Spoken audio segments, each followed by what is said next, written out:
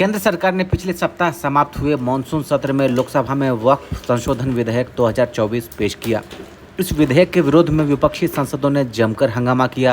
विपक्ष के हंगामे के बाद इसे संयुक्त संसदीय समिति यानी जेपीसी के पास भेजा गया है और लाइव तक पर पूर्व केंद्रीय गृह राज्य मंत्री और कांग्रेस के senior leader doctor Shakeel Ahmed से बात की।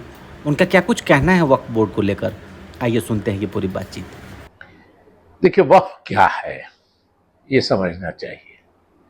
आमतौर पे मुस्लिम समाज के लोग जिनको संपत्ति अच्छी खासी है या बहुत से ऐसे लोग जिनको संतान नहीं है, बहुत से ऐसे लोग जिनको संपत्ति कम है मगर वो धार्मिक भावना है, उससे अपनी प्रॉपर्टी वक्फ करते हैं कि ये हम वक्फ करते हैं। आमतौर पे किसी मस्जिद में, किसी मदरसे में, किसी इसमें, और एक मुतवल्ली उसका एक ये बनाते हैं कि साहब ये इसकी देखभाल करेंगे इस ज़्यादा, और इससे जो फ़ायदा होगा वो कोई लोग फिक्स कर देते हैं कि ये इस मस्जिद के मेंटेनेंस में जाएगा, इस मदरसे में जो बच्चों की शिक्षा मिलती है उसमें जाएगा, स्कूल कॉलेजेस हैं उसके बारे में जाएगा, जो माइनॉरिटी समाज के लोग हैं उनके बच्चों की शिक्षा होगी। बहुत जगह ऐसे है जो माइनॉरिटी शब्द इस्तेमाल भी नहीं किया है, कहा कि गरीब बच्चों की, चाहे वो किसी के हो। मदरसे में नॉन मुस्लिम बच्चे भी पढ़ते हैं, पता नहीं लोगों को जानकारी है कि नहीं है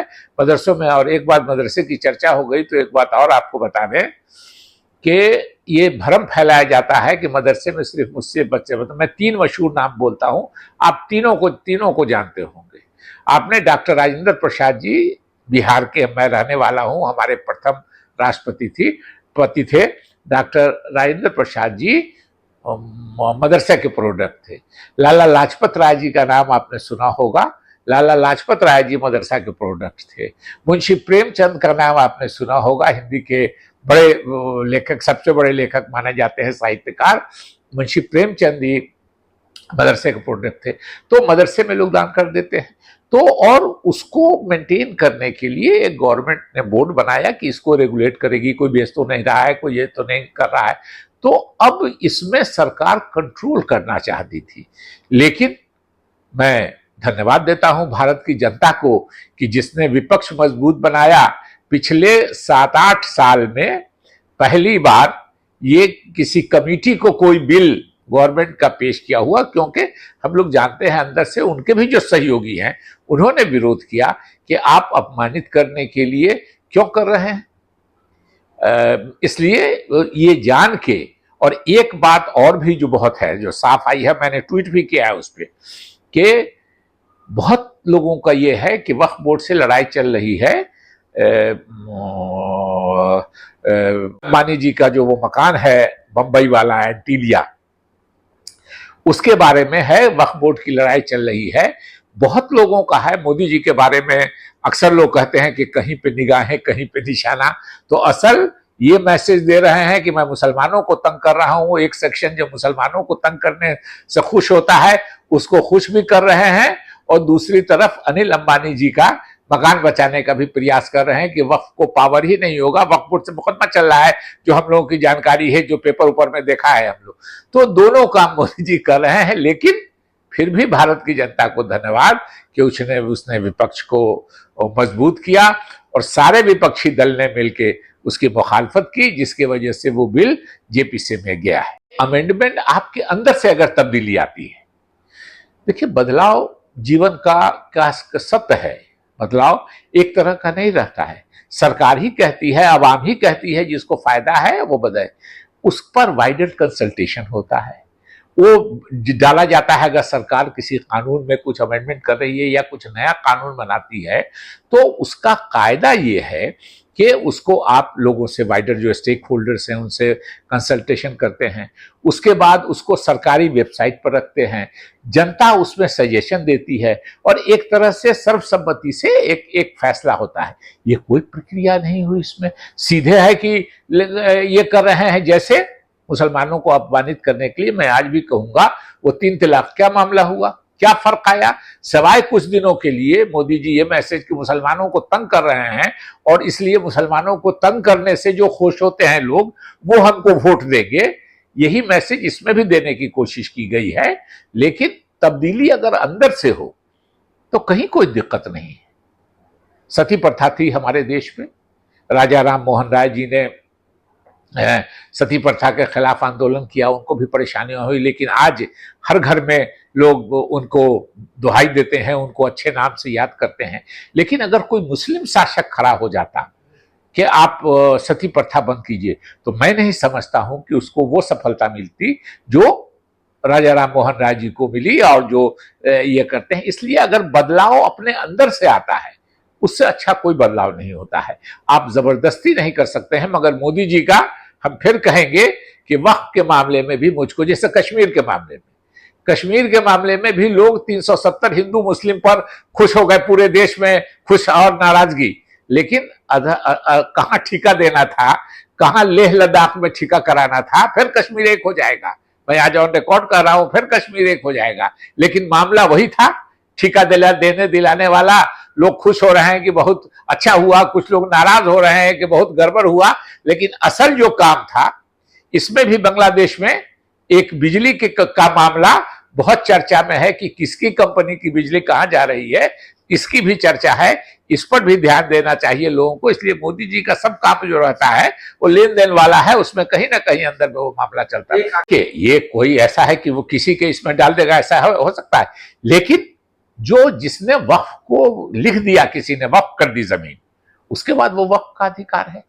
किसी को बगैर लिखे हमको एक आदमी बता दे कि किसी ने वक्फ नहीं किया हो, तो लोग, लैंड डिस्प्यूट तो हमेशा चलता है, हर जगह चलता है कि ये मेरी जमीन है या मेरी जमीन नहीं है। लेकिन वक्फ बोर्ड उसी को ये करता है जिसको लोगों ने लिखा हो। आप मुकदमा कर सकते हैं तो मुकदमा चलता है। अभी तो अंबानी जी के खिलाफ ही वक्फ बोर्ड का मुकदमा चल रहा है। तो अगर ये फैसला करेगी, अगर वक्फ को है कि ये मेरी जायदाद है और कोई उस पर दखल कब्जा करना चाह रहा है, तो न्यायालय खुला हुआ है, न्यायालय में आप जा सकते हैं। ये कहां कहा गया है कि न्यायालय, वक्फ बोर्ड सैकड़ों मुकदमा लड़ रहा है, हर स्टेट का वक्फ बोर्ड सैकड़ों मुकदमा लड़ रहा है। अगर वो मुकदमा नहीं लड़ सकता है तो मुकदमा में फैसला कौन करेगा? हमारी जुडिशरी करेगी। तो अगर कहीं कोई कंफ्यूजन है तो उसके लिए फाइनल इंटरप्रिटेशन हमारा सुप्रीम कोर्ट है और नीचे की जो न्यायालय है वो है। तो अगर वक्फ बोर्ड किसी की जमीन पर गलत दावा करेगा तो ये कहां है कि आप न्यायालय नहीं जा सकते। इसलिए ये सब भ्रम फैलाने की बातें हो रही हैं। वक्फ बोर्ड को भारत के संविधान में वही अधिकार है जो किसी दूसरे बोर्ड को है। अमरनाथ बोर्ड धार्मिक बोर्ड है, उसके बाद कई बोर्ड हैं आप धार्मिक संस्थानों के साथ जुड़े हुए, आप जानते हैं। लेकिन वक्फ बोर्ड का मामला है कि अगर किसी को कोई डिस्प्यूट हो वक्फ बोर्ड से, तो न्यायालय खुला हुआ है। न्यायालय के आगे वक्फ बोर्ड, न्यायालय का जो फैसला होता है वो वक्फ बोर्ड मानता है। एक बात है कि जो स्टेचर है उनका, जो स्टेचर है, जो उनके भी टेक्निकल लोग, जुडिशरी वाले लोग ही रहते हैं। लेकिन आप ऐसा बताइए कि हिंदुस्तान का कौन ट्रिब्यूनल है जिसका फैसला सुप्रीम कोर्ट हमारी नहीं सुन सकती है, हमारे हाई कोर्ट्स नहीं सुन सकते हैं। हर का स्टेचर है। अगर हाई कोर्ट के लेवल के किसी जज ने, वो ट्रिब्यूनल है जो नेशनल लेवल का है, और हाई कोर्ट के किसी जज ने है, सुप्रीम कोर्ट तो पार्लियामेंट का पास किया हुआ कानून ये करती है। ये आपके लिख देने से नहीं होता है। जो भारत के संविधान में लिखा है कि कोई डिस्प्यूट होगा उसका फैसला। एक बात बता दीजिए, अयोध्या का इतना बड़ा मामला आया, फैसला कहां हुआ? उच्चतम न्यायालय ने किया फैसला।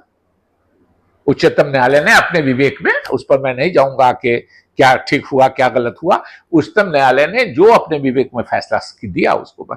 तो जब इतना बड़े मामले को उच्चतम न्यायालय इंटरप्रेट कर सकती है, फैसला दे सकती है वक्फ की, मैं नहीं समझता हूं कि कोई ऐसे न्यायालय होगी जिसके फैसले को भारत का सुप्रीम कोर्ट इधर से उधर नहीं कर सकता। सुप्रीम कोर्ट तो अपने ही फैसलों को अमेंड करता है, बदलता है, बड़े बेंच से छोटे बेंच में, छोटे बेंच से बड़े बेंच में, हम सब जानते हैं। इसलिए ये कहना कि नहीं कर सकते हैं, मैं नहीं समझता हूं ये सही है। ये गलत इंटरप्रिटेशन है, और अगर कोई इस तरह मिसगाइड कर रहा है तो नहीं करना चाहिए। मैंने कहा कि सिफारिशें हो सकती हैं, सचर कमेटी की सिफारिश अगर है तो सचर कमेटी ने बहुत सी ऐसी सिफारिश की है जो लागू भी हुई है, जैसे माइनॉरिटी डेंसिटी वाले जो इलाके हैं उनमें बैंक्स खोलना, शिक्षा संस्थानों को खोलने की बात है। बैंक खोलना तो उनको टारगेट देना कि आप लोन डिसम्बर्स कीजिए, जिससे लोगों को फ़ायदा हो, हमारे किसानों को, हमारे छोटे कल कारखाने वालों को, हमारे छात्रों को लोन को आपको बांटना पड़ेगा। तो स्वाभाविक रूप से सच्चर कमेटी के बहुत सी जो रिकमेंडेशन है उनको लिया गया है। सच्चर कमेटी का ये भी रिकमेंडेशन होगा, रिकमेंडेशन हो सकता है, लेकिन उनको इन टोटलिटी जो वक्फ के मिनिस्टर हैं, जो वक्फ के और करने वाले हैं वहाँ के लोग, जो वक्फ बोर्ड के चेयरमैन है, जो मुतवल्लीज हैं, वही मैंने कहा कि स्टेक होल्डर से बात करके उसमें कोई फैसला लेने का है। लेकिन मोदी सरकार ने स्टेक होल्डर से कोई बात नहीं की, और इसीलिए मुझको ये शक लग रहा है, या ज्यादातर लोगों को इस बात का शक है कि अनिल अंबानी जी का मकान बचाने के लिए ही इसको ड्राइव करने की कोशिश हुई।